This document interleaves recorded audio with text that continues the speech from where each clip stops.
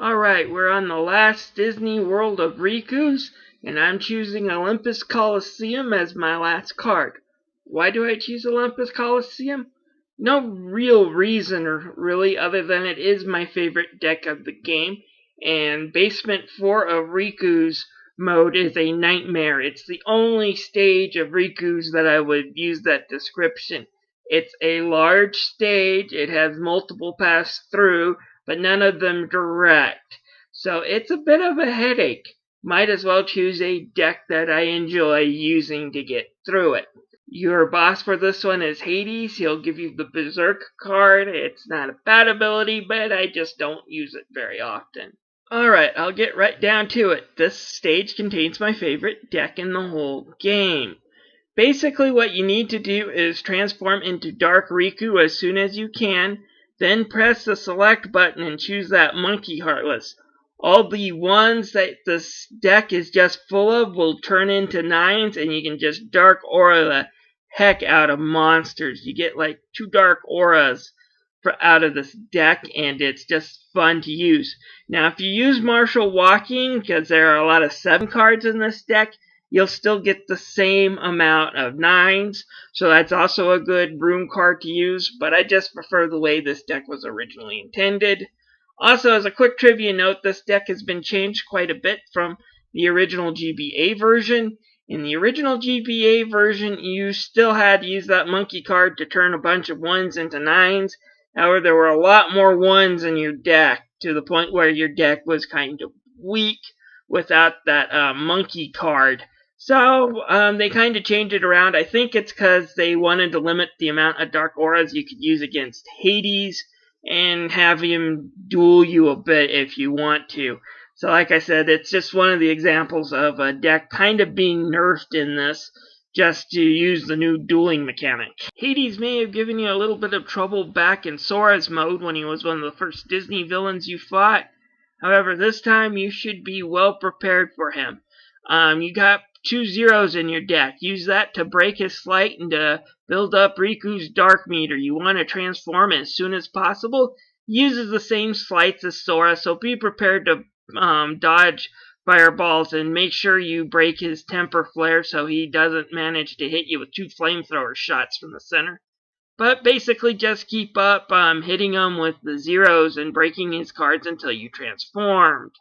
Once you transform, use that monkey card and use those 9s against him to do Dark Aura. You should be able to get at least 2 good Dark Auras in him, and that should finish him off unless you're unlucky enough like I was and he breaks one of them before it finishes its animation.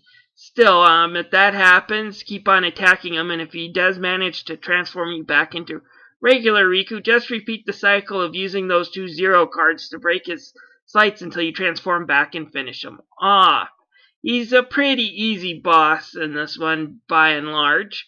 And again, his Hades cards gives you the Berserk ability if you activate it. Basically what this does is if you're low on HP, your attack gets a slight boost. Again, I don't really use it all that much. It's not that I think it's a bad ability. It's just that at this point, there's plenty of other abilities I prefer to use. Alright, after Hades is defeated, go back through the stage again to Conqueror's Respite.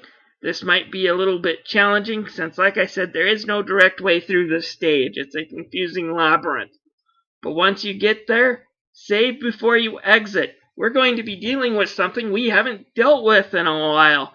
A hallway boss battle against Alexius.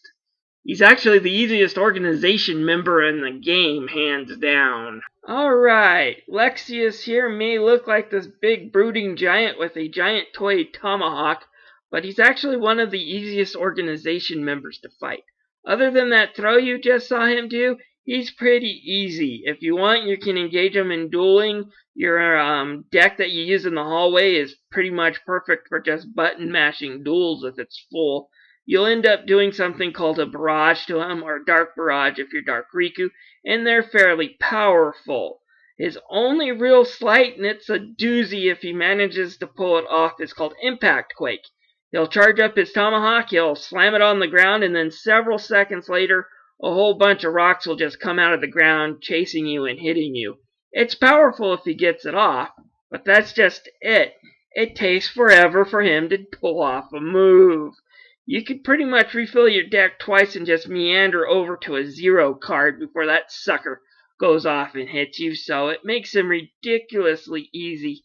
He can power himself up, though, and increase some stat, I'm not sure, but he does glow. Your chief attack against him should be Dark Aura, though. It does plenty of damage, and you should have 2 or 3 of them in your deck already, and enough to really smack him down enough to defeat him. Defeating Lexius will give you his card. It will allow you to do a move called Warp Break. It basically allows you to smash an enemy with your final combo and do a really powerful finish. It's kinda nice for your next level, which is Destiny Island, which, like Sora, has a lot of powerful enemies. Unlike Sora, you don't have the handy Mega Flare to rely on with Riku. That said, this version is at least nice enough to keep King Mickey with you so you can keep healing yourself. But I'll talk about the next level in my next video, because next video is of course going to be Destiny Island.